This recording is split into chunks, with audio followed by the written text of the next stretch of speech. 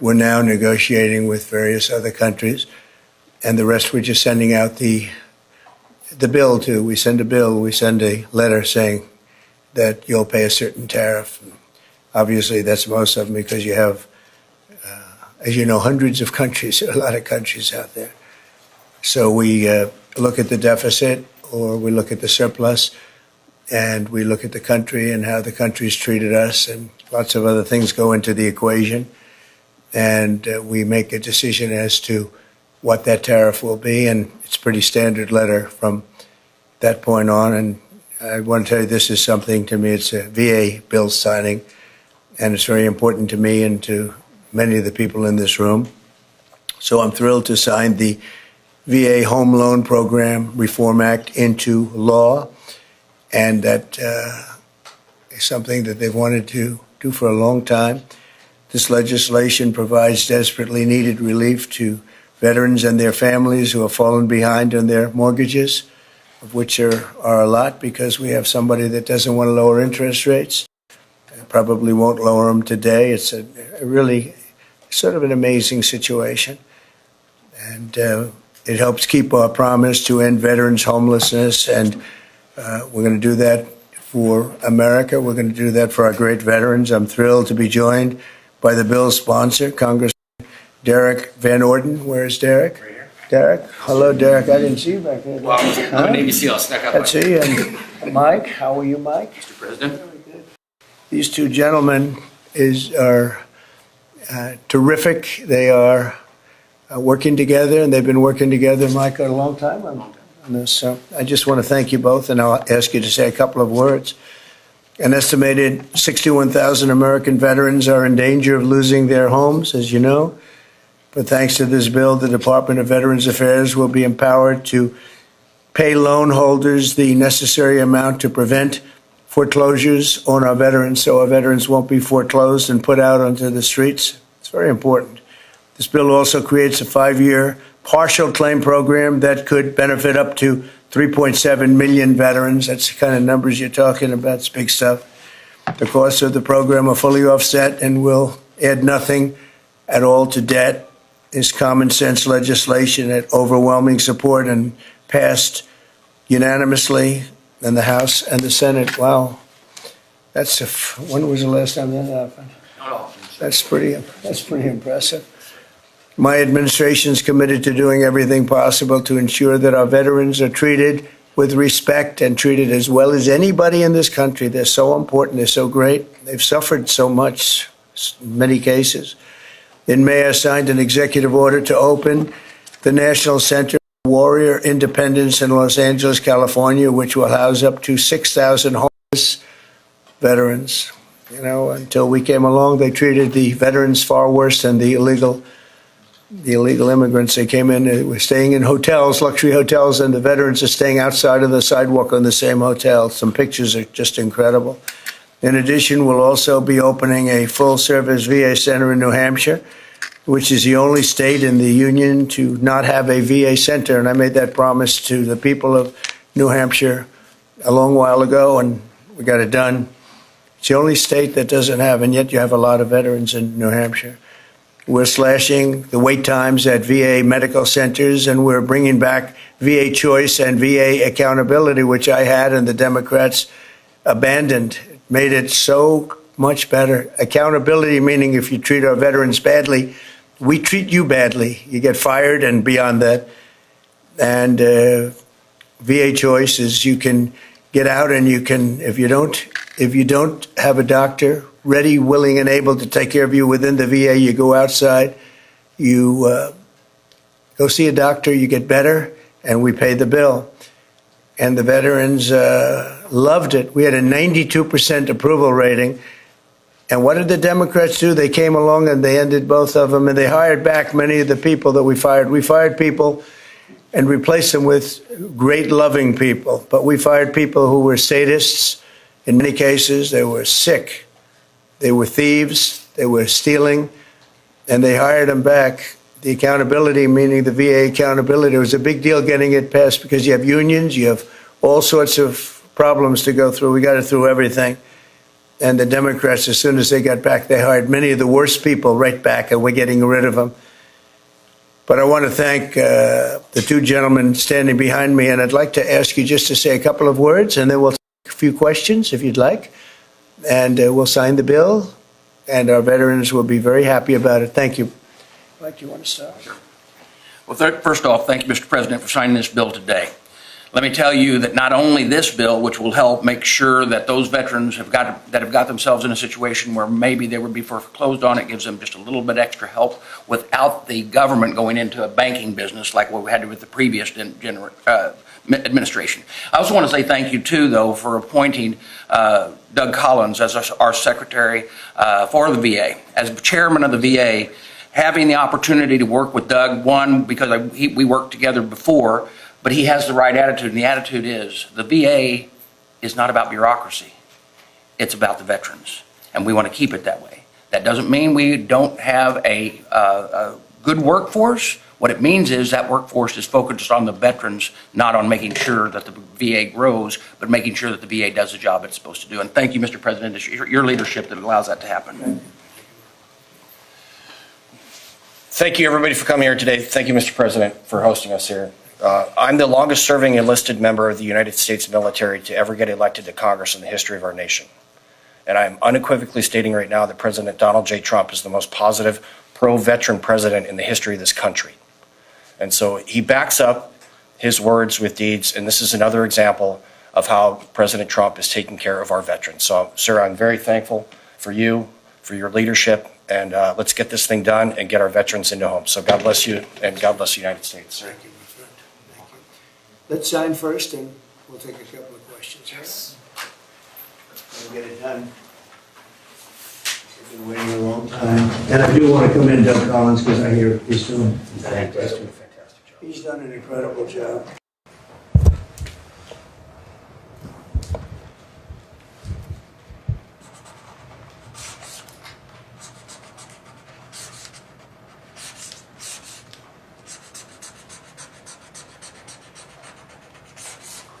Okay. That's a good one. That's a good one. No auto pen?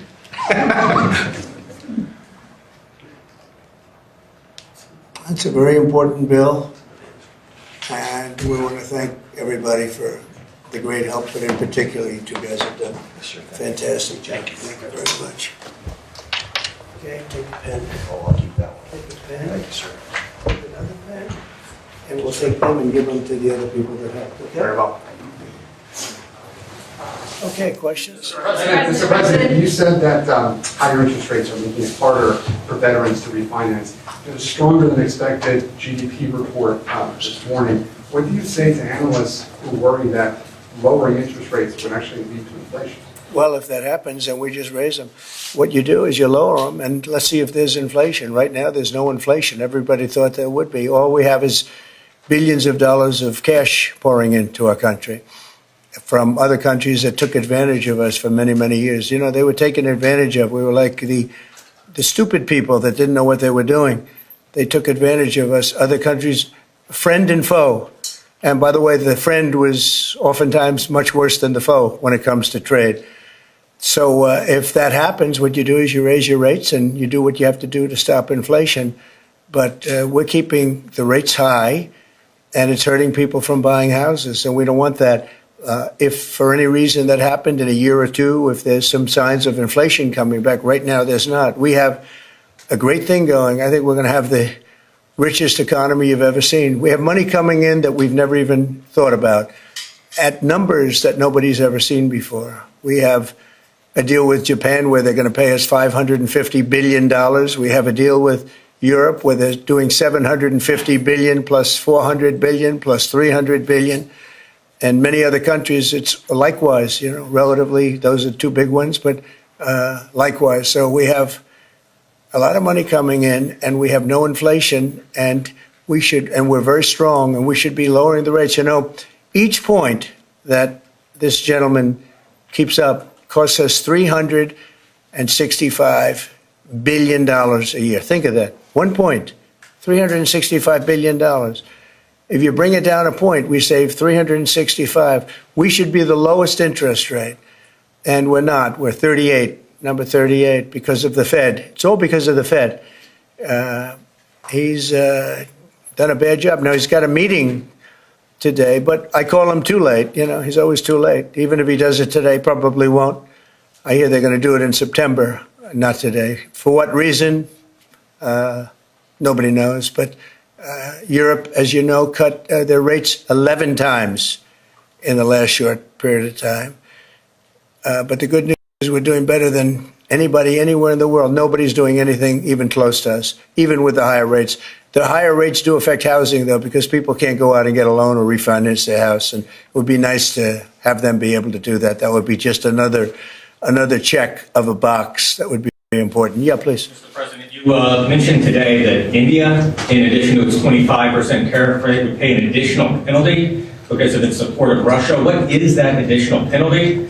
And are other countries facing the same threat? Well, we're negotiating right now, and it's also BRICS. You know, they have BRICS, which is basically a group of countries that are anti the United States, and India is a member of that, if you can believe it. It's an attack on the dollar, and we're not going to let anybody attack the dollar. So it's partially BRICS, and it's partially the trade situation. It's the deficit. We had a tremendous deficit. So, as you know, Prime Minister Modi is a friend of mine, but they don't do very much business in terms of business with us. They sell a lot to us, but we don't buy from them. You know why? Because the tariff is so high. They have one of the highest tariffs in the world. Now, they're willing to cut it very substantially, but we'll see what happens. We're talking to India now. We'll see what happens. It doesn't matter too much whether we have a deal or whether we charge them a certain tariff, but you'll know at the end of this week. August 1st is a very big day for this country because money is going to pour into the United States like we've never seen before. Yes, ma'am. Thank you, Mr. President. Senator Hawley introduced legislation that would ban members of Congress from owning or trading individual stocks. It extends to the president and the vice president. Are you in favor of that legislation? Well, I like it conceptually. I don't know about it, but I like it conceptually. And, you know, Nancy Pelosi became rich by having inside information. She made a fortune with her husband, and I think that's disgraceful. So in that sense, I'd like it, but I'd have to really see I study these things very carefully, and this just happened. So I'll take a look at it. But conceptually, I like it. And what I do think is Nancy Pelosi should be investigated because she has the highest return of anybody practically in the history of Wall Street, save a few. How did that happen? It happened by she knows exactly what's going to happen, what's going to be announced. She buys stock, and the stock goes up after the announcement's made. And she ought to be investigated. Harvard is reportedly willing to settle with you for $500 million. Is that enough? Well, it's a lot of money. We're negotiating with Harvard now. They would like to settle, so we'll see what happens. Mr. President, what is America's debt to our Afghan war allies that kept our veterans safe over there? There's been some talk about sending a lot of them back. Would you let your administration do that? We know the good ones, and we know the ones that maybe aren't so good. You know, some came over that aren't so good. And we're going to take care of those people, the ones that did a job, the ones that were told certain things. A shame what happened. One of the most disgraceful episodes in the history of our country. The way we left Afghanistan was just a disgrace. But I understand your question fully, and we'll take care of 90% of your question, okay? I know what you mean. Thank you very much. Mr. President, on the tariffs on India, are you still open to negotiate with India on the tariff front Well, we're on a talking deal? to them now. We'll see what happens. Again, India was the highest or just about the highest tariff nation in the world. And one of the highest, 100 points, 150 points or percentages. So India was one of the highest in the world. They had won 175%, and higher than that. You know, there's another higher one is Canada. They've been charging our farmers 200%, 300%, 400% for years, and nobody did anything about it. But India is one of the highest, so we're going to see. We're negotiating with India right now. Mr. President, Cash Patel reportedly found burn bags of Russiagate materials, and we'd love to get your thoughts on that. He said what? Burn bags of Russiagate materials that the FBI supposedly found. I don't know. I don't know what you mean by that. statement. Say it. Bags full of Russiagate A documents. bird bag. I thought you said appointed a man named Bird Bag. Go ahead. No, so he You got to speak up. thousands of documents in these bags, supposedly burn bags at the FBI in the secret room. Well, I want everything to be shown, you know, as long as it's fair and reasonable. I think it will be shown and it should be shown. And I think he feels that way, and I think Pam feels that way. But it's got to be, you know, it's got to be stuff that really doesn't hurt people unfairly, because you have so many people involved. And if they can do that in a fair way, I think it's great. I think it's really great. The whole thing is a scam. It's a scam set up by the Democrats, and they love talking about it. But I would like to see people exposed that might be bad, and we'll see how that all works out. But it's getting to be very old news. You know, if they had anything, they would have done it the week before the election, because they were losing by a lot. If they had anything, they would have done it. They controlled the file.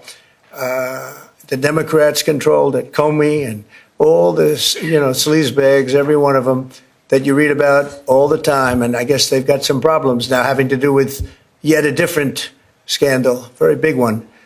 But they control that file. So I would think that if they would have had something in the file, they would have released it about a week before the election, maybe 2 weeks, right, Brian? That's right. Go ahead. Mr. President, welcome home, by the way. Thank you very much. Good to see you. It was a great trip. It was an amazing trip. You look good. Real For the quick. country. For me, it was okay, but for the country, it was an amazing trip. Go ahead. It was. Many parents are preparing to send their kids back to school in a few weeks. Now, this will be the first time they've gone back to school under the second administration for you. Now, the previous administration labeled a lot of parents domestic terrorists for showing up to school board meetings. What's your message to parents now as they return their kids to school, knowing that they have the support of you? Well, the beautiful thing is, as you know, we've gotten rid of the woke. Woke is gone, and I think pretty well buried. We're going to make sure it's buried. But the parents are now taking over the school boards. They're getting rid of these people that probably didn't like the children very much based on what they were doing. And it's a big difference. And, you know, one of the other things, and I keep watching these talking points that the Democrats have, they say, oh, prices are up. No, prices are way down. Fuel is down. Groceries are down. Things like eggs are way down. You know, when I came in my first week, the eggs had gone up like 4 or 5 times. Nobody had ever seen anything like it. And they were hitting me about eggs. I said, I just got here. It was one of my first maybe my first news conference. And we have eggs down now to a point where they were actually lower than even before. So I just want everyone to know prices are way down. And that's a big thing.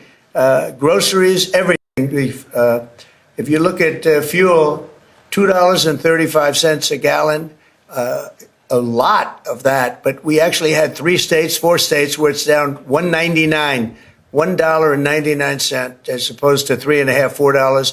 And it went up a lot higher than that. They got rid of my policy, and then it went through the roof.